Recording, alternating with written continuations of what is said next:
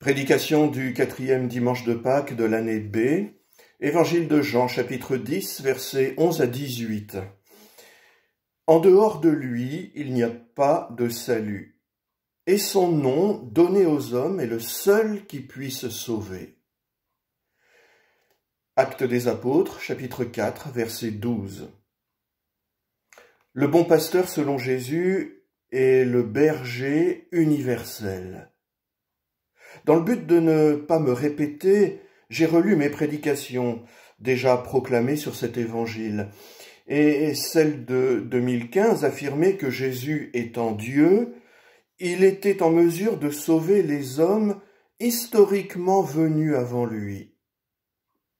Ça, c'est une question que se posent un certain nombre de chrétiens, mais qu'en est-il? Qu'en est-il du salut des hommes qui n'ont jamais connu Jésus parce qu'ils ont vécu avant lui? Eh bien, là voilà la réponse. Jésus étant Dieu, a été en mesure de sauver par sa croix les hommes qui historiquement ont vécu avant lui. C'est ce que j'ai dit dans cette prédication de 2015, et comme j'avais déjà prêché longuement, je renvoyais à plus tard la réponse à la question suivante.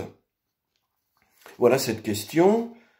Puisque le salut, ça s'accueille librement, comment les hommes pouvaient-ils accueillir la grâce du Christ, dont ils ne supposaient même pas l'existence, et dont la mort en croix surviendra après eux? On ne peut en effet accueillir librement que ce que l'on connaît. Or, pour des millions d'hommes, le Christ était inconnu puisqu'il allait venir après eux. Eh bien, ces millions d'hommes d'avant le Christ pouvaient être en état de grâce s'ils croyaient profondément par l'assentiment de leur foi qu'un Dieu existe et qu'il sauve. La grâce entrait dans leur cœur en épousant les impulsions authentiques de la nature humaine. Quand ces hommes d'avant le Christ obéissaient à ces impulsions authentiques pour faire de bonnes choses, pour choisir la grandeur, pour adorer leur Dieu, pour regretter leurs fautes, pour aimer leur prochain, la grâce était déjà là. Cette grâce venait de plus loin que ces hommes ne pouvaient l'imaginer. Cette grâce venait déjà de la mort-résurrection du Christ. On peut parler d'une appartenance commencée au Christ, d'un accueil anticipé de ce qui devait nécessairement advenir et qui allait effectivement advenir. Alors, une autre question se pose. Le Christ était-il donc vraiment nécessaire?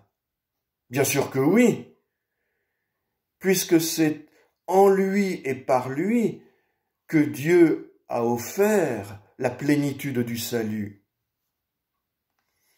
Mais pour une autre raison également, car avant lui, les hommes ont bénéficié de sa grâce, mais de façon secrète.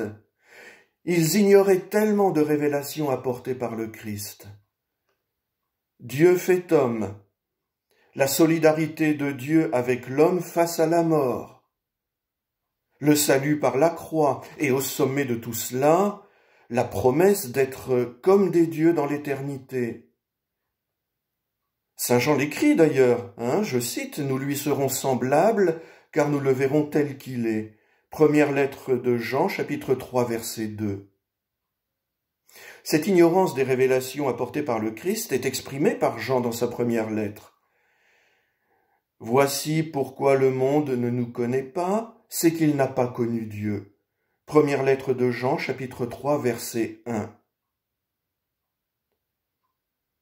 Les révélations rendaient la venue du Christ nécessaire, comme l'offrande par le Père du salut plénier en Jésus-Christ. Bien évidemment, cela suscite d'autres questions. Il y en a d'autres. Si si leur morale et si leur forme de foi d'avant le Christ reliait ces hommes au Christ qui n'étaient pas encore venus, ne les reliait-elle pas également au sacrement qui allait jaillir de sa mort et de sa résurrection?